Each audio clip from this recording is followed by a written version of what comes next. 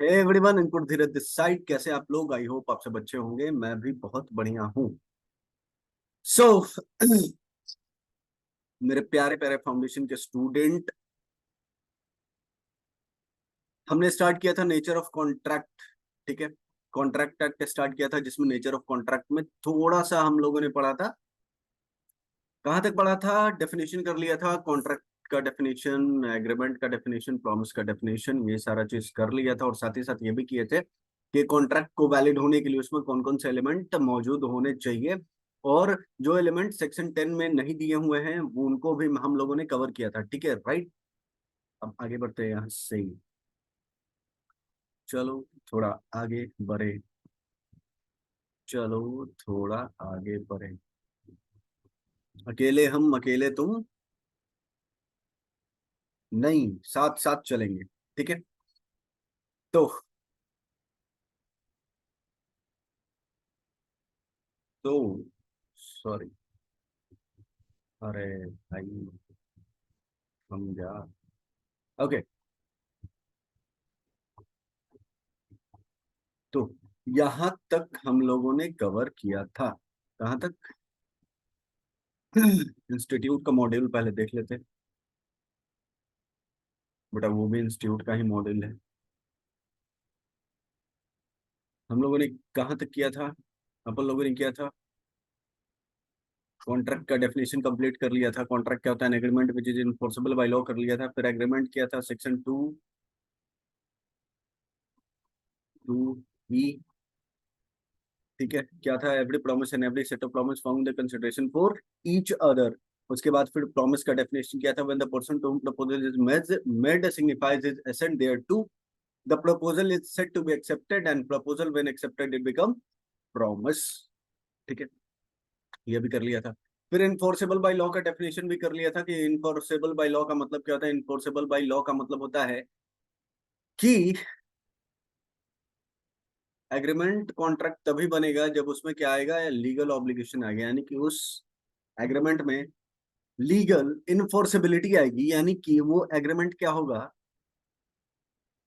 जिसको कोर्ट में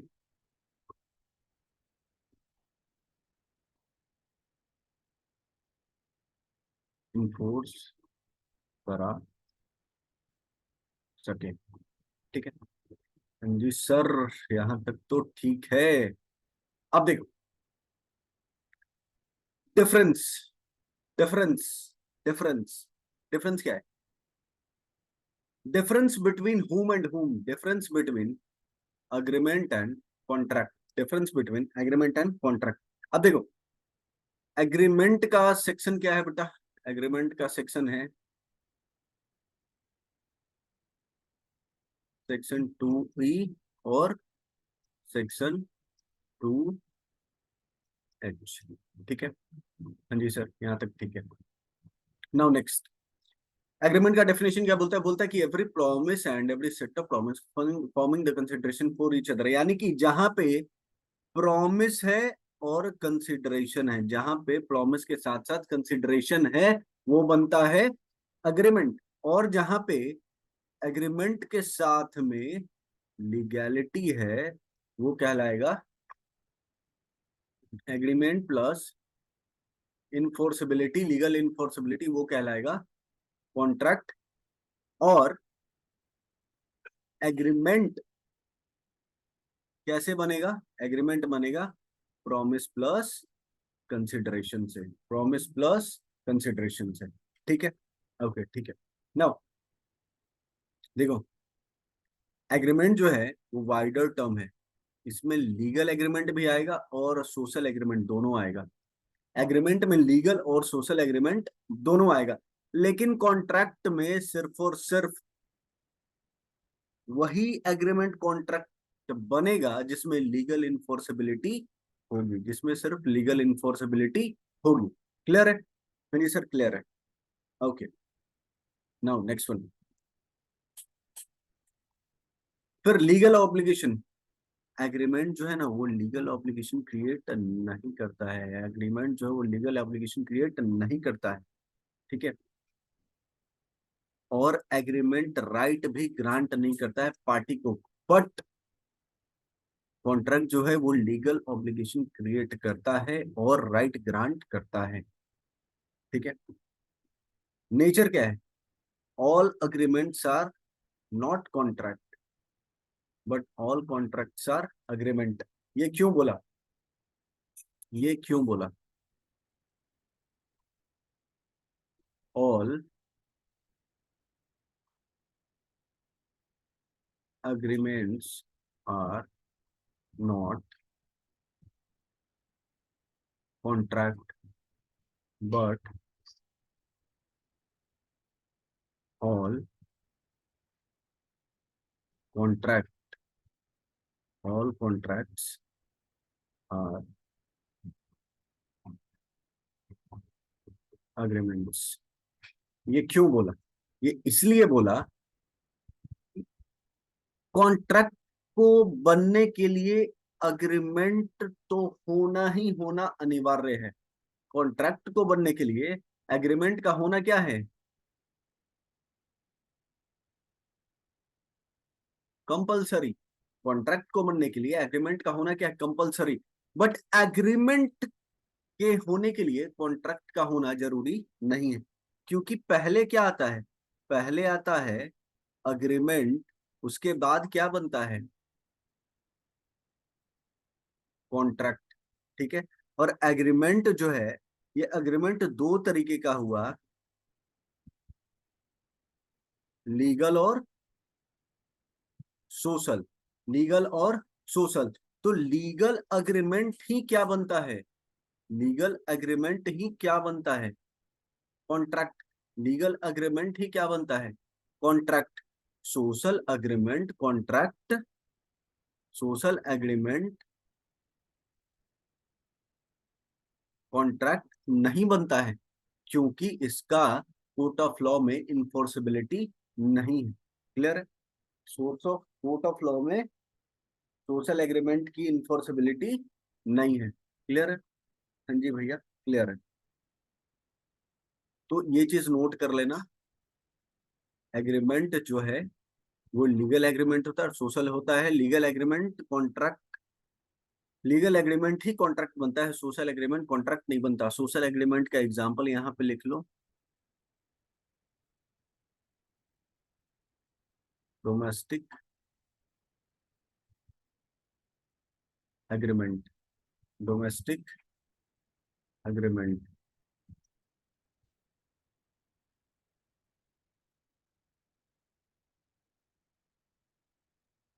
domestic agreement. Clear है? हाँ जी सर, क्लियर है। आगे बढ़ते हैं। और कॉन्ट्रैक्ट को वैलिड होने के लिए क्या क्या चाहिए था? एग्रीमेंट चाहिए, फ्री कंसेंट होना चाहिए, दो पार्टी होना चाहिए, intention to create legal relationship होना चाहिए।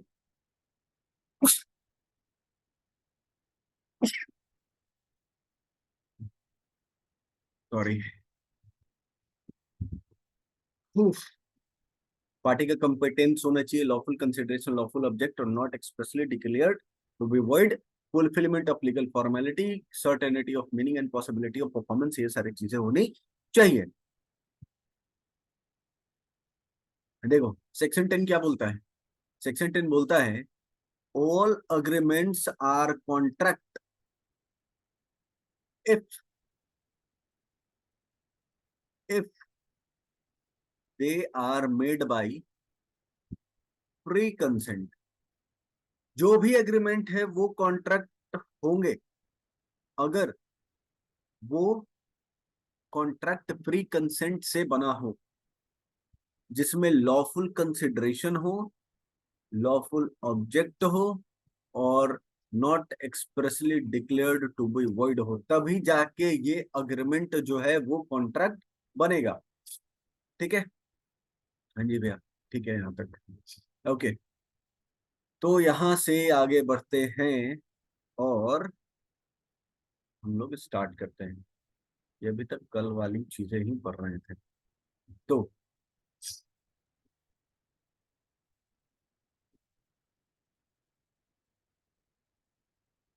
तो अपने को यहाँ से स्टार्ट करना है, अपने को यहाँ से स्टार्ट करना है कि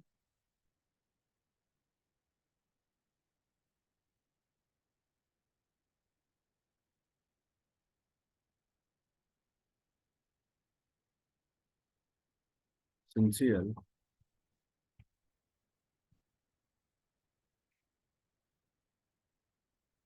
elements, essential elements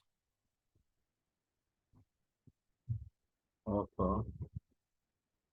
valid contract। यानी कि वो कौन कौन से एसेंशियल एलिमेंट हो गए कॉन्ट्रैक्ट को वैलिड होने के लिए। ठीक है। पहला पहला एक बात बताओ, एक कॉन्ट्रैक्ट को बनने के लिए कम से कम कितने पार्टी चाहिए? At least two parties. कितने? दो पार्टी। एक बात बताओ, क्या कोई बंदा, ये है मिस्टर ए, क्या ये खुद के साथ ही कॉन्ट्रैक्ट कर सकता है? क्या ये मिस्टर ए खुद के साथ ही कॉन्ट्रैक्ट कर सकता है? क्या ये खुद के साथ ही कॉन्ट्रैक्ट कर सकता है?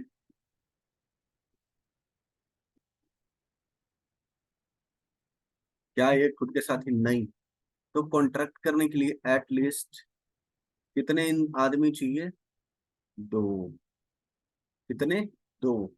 ठीक है। तो ये ए हुआ और ये बी हुआ। अब देखो, अब कल हम लोगों ने पढ़ा था कि एक आदमी ऑफर देगा, दूसरा आदमी उस ऑफर को एक्सेप्ट करेगा।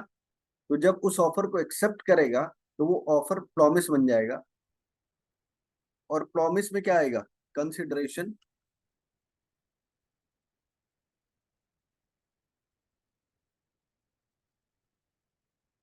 प्रॉमिस में क्या आएगा? कंसिडरेशन। क्या आएगा? कंसिडरेशन। तो वो क्या बनेगा? तो वो बनेगा एग्रीमेंट। तो देखो, एक क्या होना चाहिए? जो ऑफर देगा उसको बोलते हैं ऑफरर, जो ऑफर लेगा उसको बोलते हैं ऑफरी, जो प्रॉमिस करेगा उसको बोलते हैं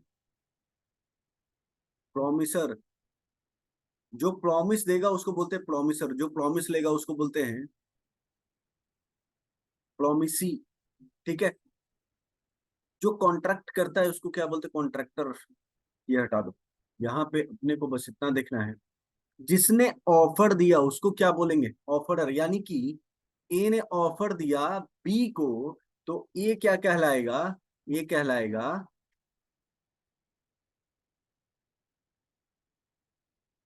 ऑफरर। बी ने इस ऑफर को एक्सेप्ट किया तो ये कहलाएगा ऑफरी। ठीक है। यानी कि कम से कम कितने पार्टी होने चाहिए? दो। जिसमें से एक पार्टी ऑफर देगा और दूसरा पार्टी उस ऑफर को एक्सेप्ट करेगा। एक ऑफर देगा और दूसरा उस ऑफर को क्या करेगा? एक्सेप्ट करेगा। तो जो ऑफर देगा उसको बोलेंगे क्या? उसको बोलेंगे ऑफरर। ऑफरर।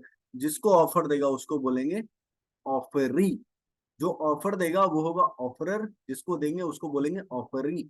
और कम से कम कितने पार्टी होने चाहिए? दो। यहां तक क्लियर? हाँ जी भैया। दूसरा, दूसरा ठीक है, दो पार्टी हो गया। अब दोनों पार्टी का इंटेंशन क्या होना चाहिए? लीगल रिलेशनशिप क्रिएट करने का। क्योंकि अगर लीगल रिलेशनशिप क्रिएट नहीं होगा उस कॉन्ट्रैक्ट में, तो क्या वो एक दूसरे पे in the case of default suit कर पाएंगे, स्यू कर पाएंगे एक दूसरे को? नो। तो इंटेंशन क्या होना चाहिए?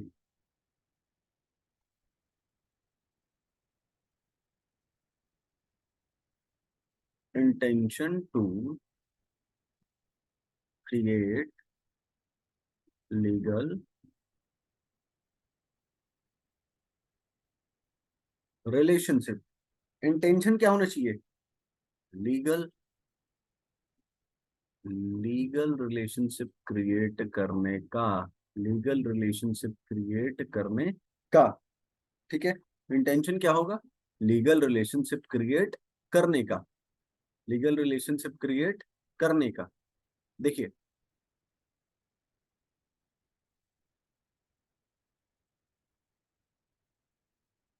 देखिए क्या बोलता है।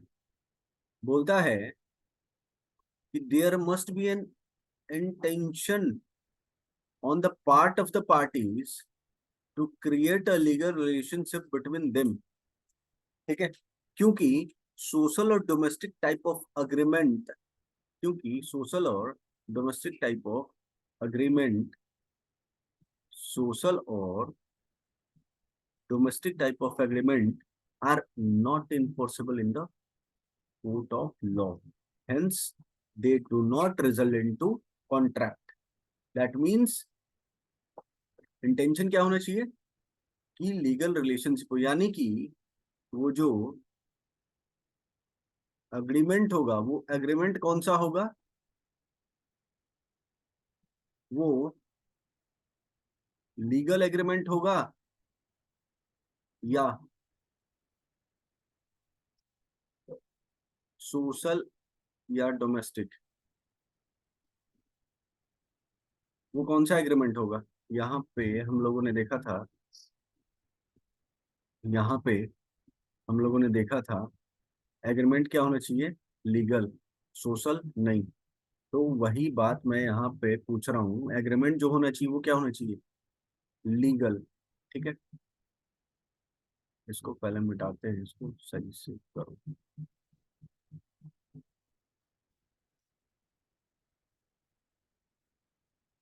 एग्रीमेंट जो होना चाहिए वो क्या होना चाहिए?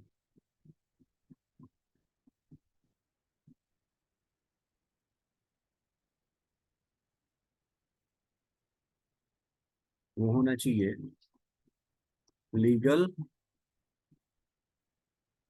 एग्रीमेंट दो तरीके का होता है, लीगल और दूसरा सोशल और डोमेस्टिक। तो एग्रीमेंट को कॉन्ट्रैक्ट बनने के लिए उसमें क्या होनी चाहिए? लीगैलिटी। तो यही लीगल एग्रीमेंट जो है वो क्या बनेगा? कॉन्ट्रैक्ट। अगर सोशल या डोमेस्टिक एग्रीमेंट रहेगा तो वो कॉन्ट्रैक्ट नहीं बनेगा। क्लियर है? हाँ जी सर, क्लियर है यहाँ तक। तो दो चीजें तो हो गई, दो चीजें हो गई। अब third, third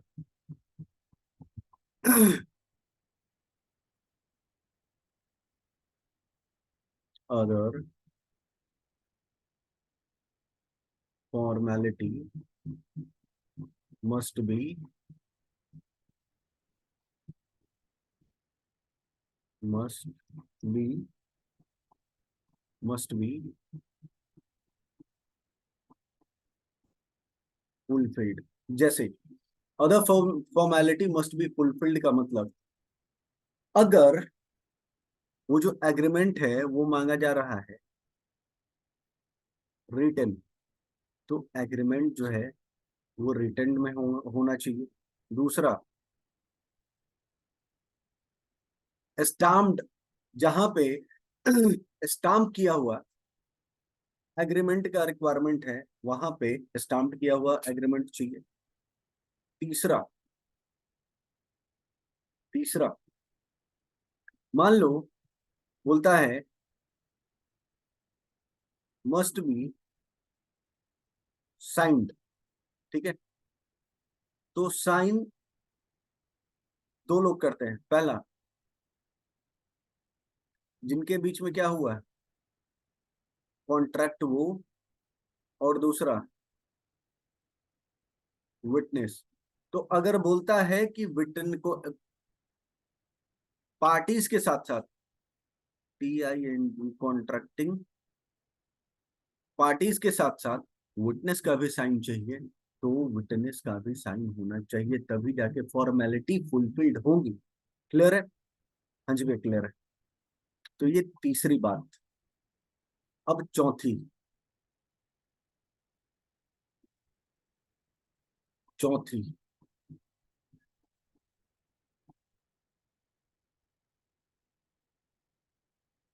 meaning must be certain. आप जो एग्रीमेंट किए हैं उसका मीनिंग क्या होना चाहिए? सर्टेन, यानी कि उसका मीनिंग कुछ न कुछ निकल के आना चाहिए। वो क्या नहीं होना चाहिए? वो वो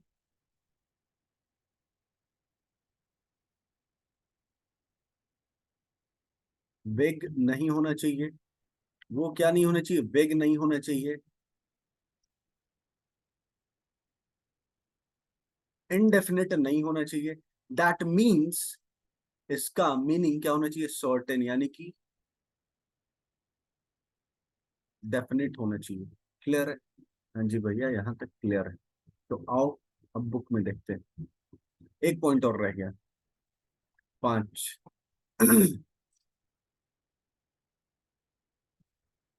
पांच। पॉसिबिलिटी ऑफ परफॉर्मेंस, यानी कि जिस चीज के लिए एग्रीमेंट किए हैं उसको परफॉर्म करना पॉसिबल होना चाहिए। जैसे ये है, मान लो मिस्टर ए, बी। ए ने बोला बी को कि तुम मेरी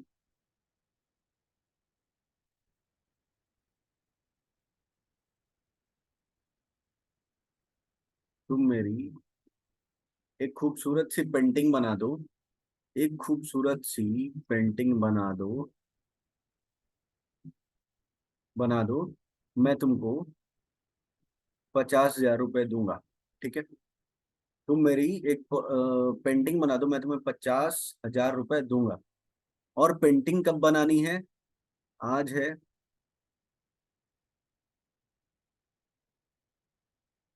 20। मान लो पेंटिंग बनानी है 20 सितंबर 2023 को। लेकिन हुआ क्या? ये जो मिस्टर बी हैं, 19 सितंबर 2023 को ये ये चल बसे। ये चल बसे, देखो।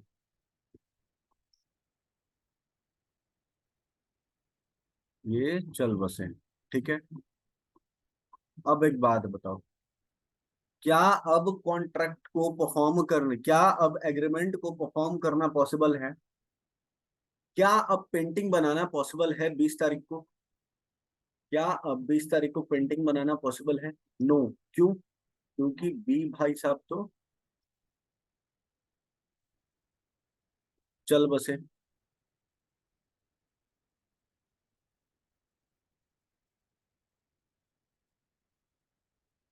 ठीक है? ये क्या हुए? चल बसे। ठीक है? तो परफॉर्मेंस भी देखना है कि आप जिस चीज के लिए अग्रीमेंट कर रहे हैं क्या उसका परफॉर्मेंस पॉसिबल है कि नहीं। ठीक है? हाँ जी सर, यहाँ तक तो ठीक है। तो अब देखिए, देयर मस्ट भी क्या होना चाहिए? Two two parties. अकेला आदमी कॉन्ट्रैक्ट नहीं कर सकता है, एटलीस्ट दो पार्टी होने चाहिए। ठीक है?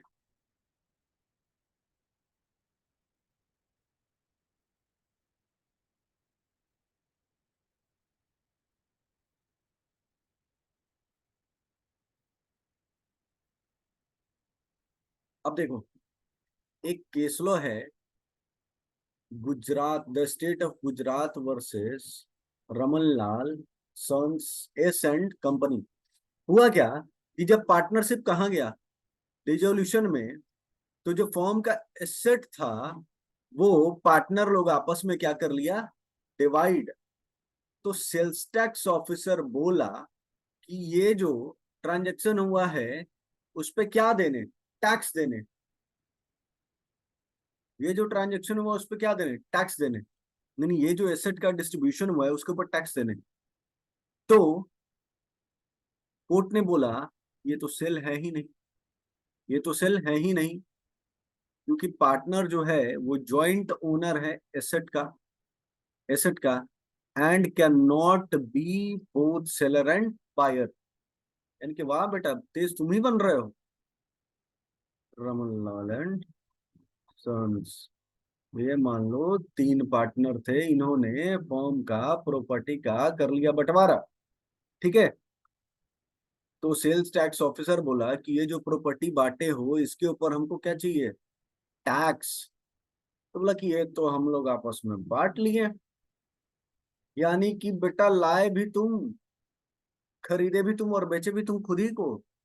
तो कोर्ट बोला बेटा ऐसे नहीं होगा, आपको टैक्स पे करना पड़ेगा, क्योंकि आप सेलर और बायर दोनों नहीं हो सकते। क्लियर है? हाँ जी सर क्लियर है।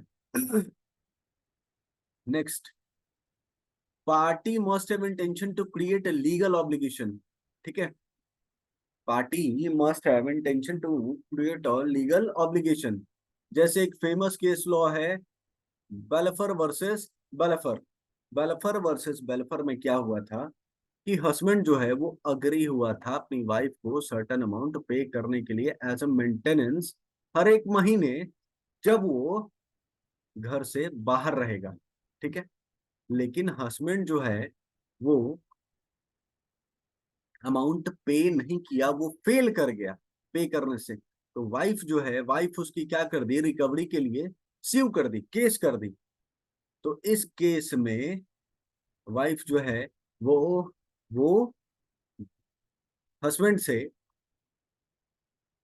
अमाउंट रिकवर नहीं कर सकती, क्योंकि इसका नेचर सोशल एग्रीमेंट का है और यहाँ पे पार्टी का इंटेंशन लीगल ऑब्लिगेशन क्रिएट करने का नहीं था। क्लियर है? हाँ जी सर क्लियर है। Next one, other formality must B complied with. यानी कि अगर बोलता है contract must be in writing होना चाहिए तो वो राइटिंग में होना चाहिए। अगर बोलता है स्टाम्प्ड होना चाहिए तो वो प्रॉपरली स्टाम्प्ड होना चाहिए। बोलता है साइन होना चाहिए तो वो साइंड भी होना चाहिए, ठीक है। जैसे कॉन्ट्रैक्ट ऑफ इंश्योरेंस जो है वो तभी वैलिड होगा जब वो रिटेन होगा। आप इंश्योरेंस का कॉन्ट्रैक्ट मुंह से बोल के करेंगे क्या? नो। फिर सर्टेनिटी ऑफ मीनिंग, यानी कि मीनिंग क्या होना चाहिए, सर्टेन होना चाहिए, डेफिनेट होना चाहिए, वेग नहीं होना चाहिए, इंडेफिनेट नहीं होना चाहिए, और पॉसिबिलिटी ऑफ परफॉर्मेंस भी होना चाहिए, यानी कि कैपेबल ऑफ परफॉर्मेंस होना चाहिए। क्लियर है? हाँ जी सर क्लियर है। ओके। अब देखो, according to section 10, according to section 10, the following essential element must be present to constitute a valid contract। तो सबसे पहला ऑफर एंड एक्सेप्टेंस और एग्रीमेंट होना चाहिए। अब आ जाओ, एज पर सेक्शन 10, पहला ऑफर होना चाहिए, हाँ जी सर होना चाहिए। एक्सेप्टेंस होना चाहिए, हाँ जी सर होना चाहिए। एग्रीमेंट होना चाहिए, हाँ जी भैया होना चाहिए। अरे ऑफर रहेगा ही नहीं तो, जब ऑफर ही नहीं तो एक्सेप्ट क्या होगा, और वो ऑफर प्रॉमिस क्या बनेगा, और उस प्रॉमिस में कंसिडरेशन क्या आएगा, कंसिडरेशन एग्रीमेंट क्या बनेगा, और उस एग्रीमेंट में इन्फोर्सेबिलिटी कहां से आएगी कि वो कॉन्ट्रैक्ट बनेगा। तो there must be an offer, ठीक है। ऑफर होना चाहिए, और ऑफर एक्सेप्ट होगा तब वो क्या बनेगा, प्रॉमिस, प्रॉमिस के साथ क्या आएगा, कंसिडरेशन, तब वो बनेगा अग्रीमेंट। तो पहली चीज, तो पहले पॉइंट को पढ़ते हैं। Agreement is the first essential element of valid contract as per section 2E। Agreement का डेफिनेशन दिया है कि every promise and every setup form the consideration for each other, ठीक है। ये एग्रीमेंट कहलाया। फिर प्रॉमिस क्या हुआ, the proposal is made to whom the person to whom proposal is made signifies is thereto proposal is said to be accepted and accepted proposal when accepted it become promise. तो offer acceptance और agreement तो होना चाहिए. Agreement is an outcome of offer and acceptance. क्या बोला? Agreement जो है, agreement जो है वो किसका रिजल्ट है? ऑफर और एक्सेप्टेंस और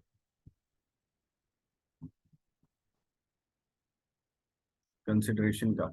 ऑफर एंड एक्सेप्टेंस मिलके क्या बना? प्रॉमिस. क्या बना? प्रॉमिस. प्रॉमिस में है कंसिडरेशन, तो ये क्या बना? प्रॉमिस में है कंसिडरेशन, तो ये क्या बना? तो ये बना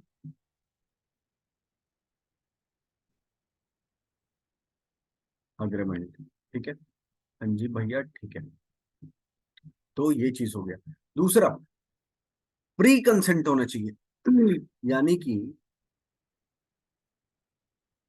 कॉन्ट्रैक्टिंग पार्टी ने जो हामी भरी है, जो एक्सेप्टेंस दिया है, वो किसी जोर जबरदस्ती दबाव में नहीं दिया है.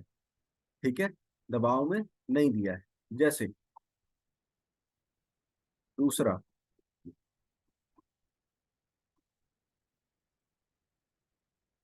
Free consent. एक्चुअली ये एक चैप्टर पढ़ेंगे अपन लोग, फ्री कंसेंट हम लोग चैप्टर पढ़ेंगे फ्री कंसेंट वाली आगे चल के.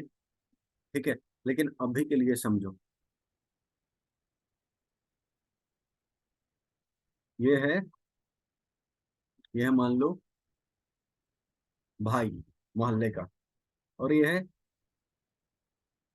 आम आदमी. आम आदमी. ये है भाई और ये है आम आदमी. इसके पास है, इसके पास है, इसके पास है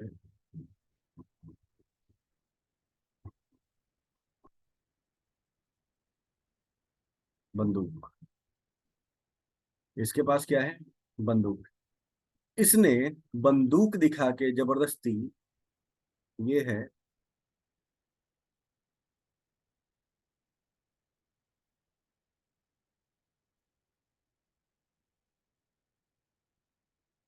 मिस्टर ए की साइकिल, ये ए की है साइकिल,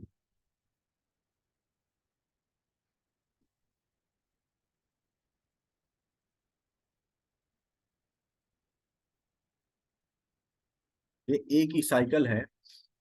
इसने क्या किया? बंदूक दिखा के ए की साइकिल जबरदस्ती खरीद ली. तो यहाँ पे कंसेंट जो है, ये कंसेंट, कंसेंट किस वजह से दिया गया? दबाव में आके. यानी कि ये कंसेंट फ्री नहीं रहा. तो जब कंसेंट फ्री नहीं रहा तो इसको, इसको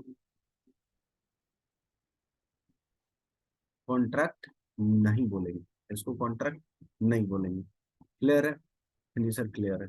तो फ्री कंसेंट होना चाहिए. हाँ जी भैया, फ्री कंसेंट होना चाहिए. Okay, next one, capacity of parties. Next one, next one,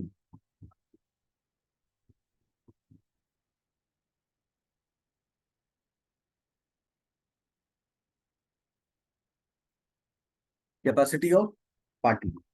यानी कि कॉन्ट्रैक्ट जो हो रहा है, क्या उस कॉन्ट्रैक्ट में जो दोनों पार्टी इन्वॉल्व हैं, उनकी कैपेसिटी है कॉन्ट्रैक्ट करने की, उनकी कैपेसिटी है कॉन्ट्रैक्ट करने की. तो आओ देखते हैं. ये है मिस्टर ए, ये है मिस्टर ए.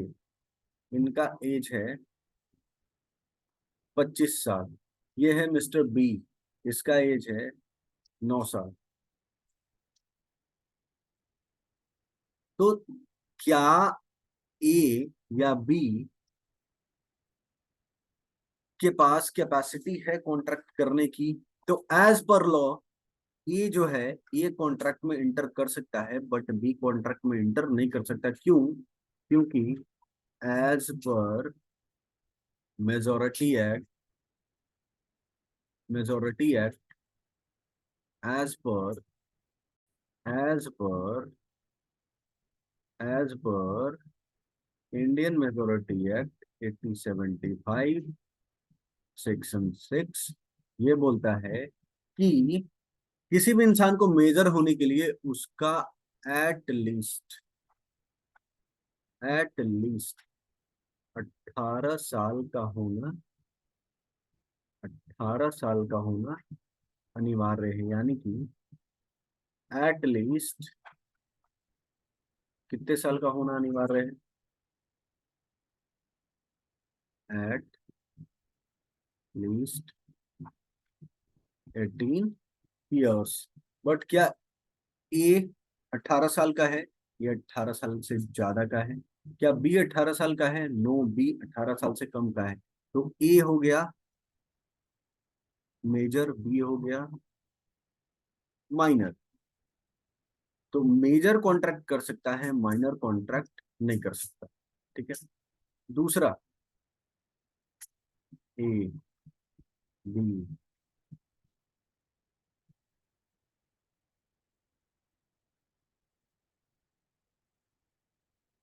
ए जो है ए बी, ए है इंसेन और बी है नॉर्मल इंसान। इंसेन यानी ये है पगला और बी नॉर्मल है। तो क्या एक पगला कॉन्ट्रैक्ट कर सकता है?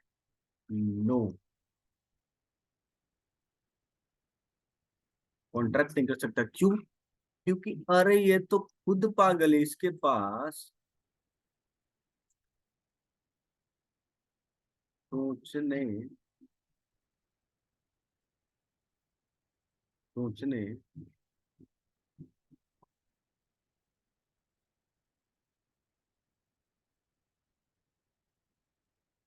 समझने की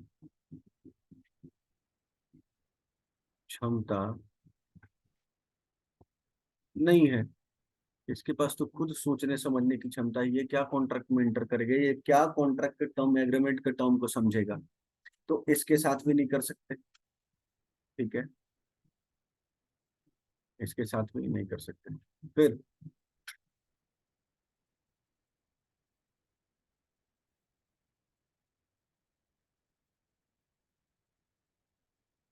ए बी, ए और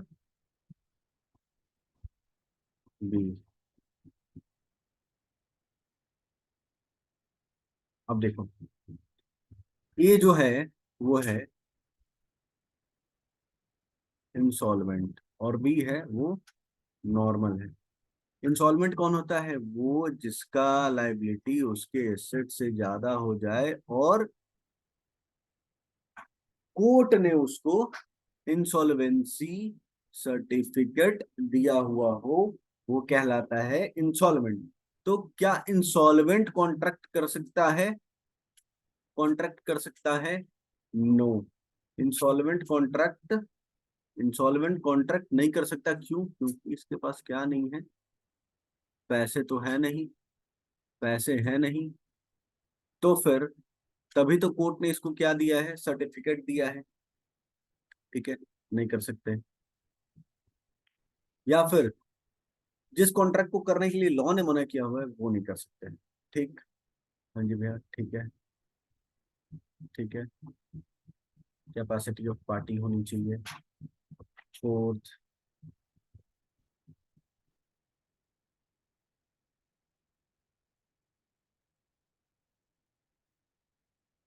कंसिडरेशन होना चाहिए। हाँ जी, कंसिडरेशन होना चाहिए। जैसे let's take an example. A B, A ने बी को ए ने बी को गुड्स बेचा। ए ने बी को क्या बेचा? गुड्स।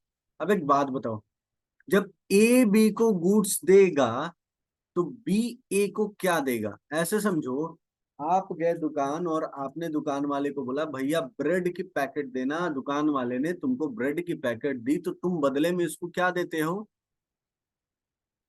मनी भाई। क्या देते हो? पैसे। पैसे। क्या देते हो? पैसे। तो तुम्हारे पैसे के बदले में कंसिडरेशन क्या हुआ? तुम्हारे पैसे के बदले में कंसिडरेशन हुआ ब्रेड, और दुकान वाले के ब्रेड के बदले में क्या कंसिडरेशन हुआ? पैसे। तो क्या कंसिडरेशन इन्वॉल्व होने चाहिए? तो हाँ, कंसिडरेशन इन्वॉल्व होने चाहिए। That means there must B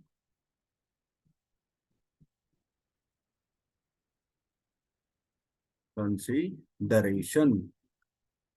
पांच। और क्या होना चाहिए? और क्या होना चाहिए?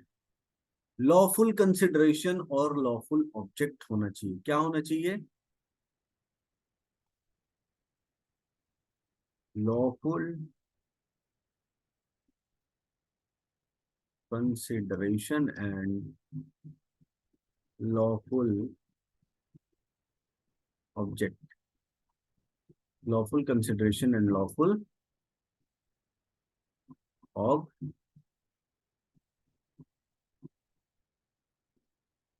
ऑब्जेक्ट होना चाहिए। दैट मीन्स, अब देखो,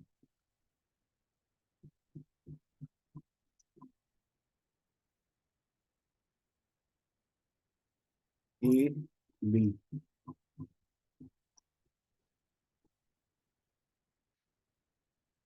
ए ने बी से ब्रेड बी ने ए को ब्रेड दिया। बी ने ए को ब्रेड दिया। ठीक है। सॉरी, ए ने बी को ब्रेड दिया। तो पता है बी क्या बोलता है? मैं तुमको ब्रेड के बदले में ना बॉम्ब दूंगा। क्या दूंगा? बॉम्ब। क्या कंसिडरेशन लॉफुल है? क्या कंसिडरेशन लॉफुल है? नहीं। मैं तुमको इसके बदले में ना ड्रग्स दूंगा। क्या कंसिडरेशन लॉफुल है? नो। मैं तुमको ब्रेड के बदले में ना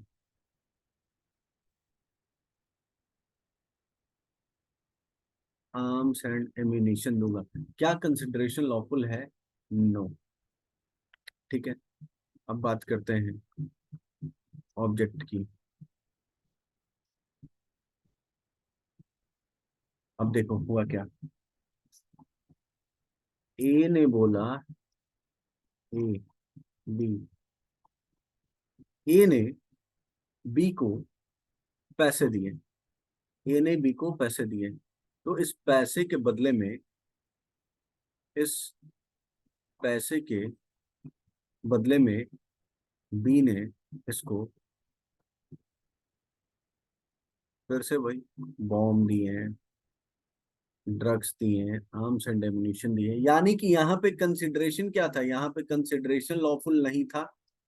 और यहाँ पे जो अपना मेन ऑब्जेक्ट है, यानी कि पैसे के बदले मेन ऑब्जेक्ट है, वो ऑब्जेक्ट लॉफुल नहीं है। तो पांचवा प्रोविजन क्या कहता है? कि कंसिडरेशन और ऑब्जेक्ट जो है वो लॉफुल होना चाहिए। कंसिडरेशन और ऑब्जेक्ट जो है लॉफुल होना चाहिए। ठीक है।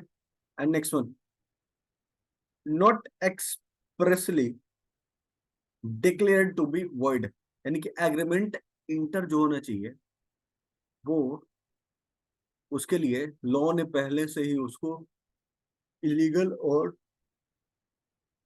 वॉइड घोषित नहीं किया हुआ होना चाहिए। दैट मीन्स आपका एग्रीमेंट इलीगल नहीं होना चाहिए या फिर वॉइड नहीं होना चाहिए। ठीक है। क्योंकि इलीगल जो है वो, इलीगल एग्रीमेंट जो है वो एक्सप्रेसली और इम्प्लाइडली बोथ प्रोहिबिटेड है। प्रोहिबिटेड यानी ये आप नहीं कर सकते। जैसे बिहार में, क्या आप बिहार में क्या आप वाइन का ट्रेडिंग कर सकते हैं? नो। क्योंकि ये एक्सप्रेसली बिहार में बैंड है। बिहार में रिस्ट्रिक्शन नहीं है, प्रोहिबिशन है। रेस्ट्रिक्शन का मतलब होता है कि थोड़ा बहुत मॉडिफिकेशन करके मना ही है, मतलब थोड़ा बहुत चल सकता है। यहाँ पे क्या नहीं करना है तो नहीं करना है। क्लियर है? तो आज हम इस क्लास को यहीं तक रखेंगे। आज हम लोगों ने जो पढ़ा उसको नेक्स्ट क्लास में रिवीजन करेंगे, और रिवीजन करने के बाद इसको कंटिन्यू करेंगे। अभी मैं बता दूं, अभी हम लोगों ने क्या क्या पढ़ा। अभी हम लोगों ने सिर्फ पढ़ा कि एक कॉन्ट्रैक्ट, एक एग्रीमेंट को वैलिड कॉन्ट्रैक्ट बनने के लिए क्या क्या एलिमेंट्स होने चाहिए। उसमें दो पार्टी होने चाहिए, party must intention to create legal relationship होना चाहिए, अदर फॉर्मेलिटी कंप्लाई होनी चाहिए, मीनिंग सर्टेन होना चाहिए, पॉसिबिलिटी ऑफ परफॉर्मेंस होना चाहिए, ऑफर एक्सेप्टेंस एंड एग्रीमेंट होना चाहिए, फ्री कंसेंट होना चाहिए, कैपेसिटी ऑफ पार्टी होनी चाहिए, consideration lawful object and consideration होना चाहिए, and not expressly declare to be void होना चाहिए। क्लियर है? तो आज के लिए बस इतना ही। नेक्स्ट क्लास में फिर हम लोग यहाँ से आगे कंटिन्यू करेंगे। तब तक के लिए tata bye bye. And channel पे जो भी नए हैं वो चैनल को सब्सक्राइब कर ले, बेल आइकन हिट कर ले, ताकि आपको अपडेट मिलती रहे। Thank you so much guys, tata bye bye.